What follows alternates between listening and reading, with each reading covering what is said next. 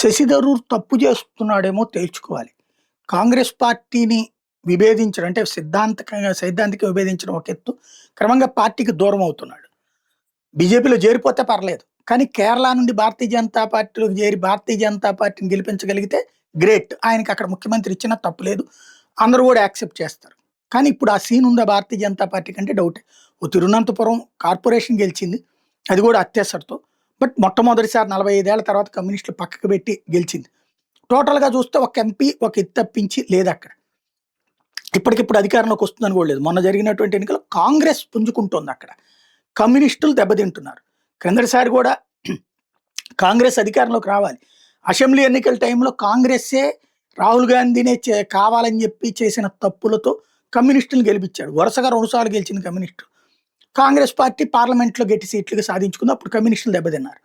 ఇప్పుడు అక్కడ శశి థరూర్ తాజాగా కాంగ్రెస్ పార్టీ కీలక భేటీలకు కూడా డొమ్మా కొట్టడం లాంటివి చేస్తున్నాడు. అంటే తన రాజకీయ జీవితాన్ని పణంగా పెడుతున్నాడు. ఇది మంచి వైపుకి టర్న్ అయ్యి తను సీఎం కావడానికి అవకాశాన్ని వినియోగించుకుంటే పర్లా. లేదంటే దెబ్బతిన్నోడు అవుతాడు. ఎందుకంటే మంచి నాలెడ్జ్ ఉన్నోడు.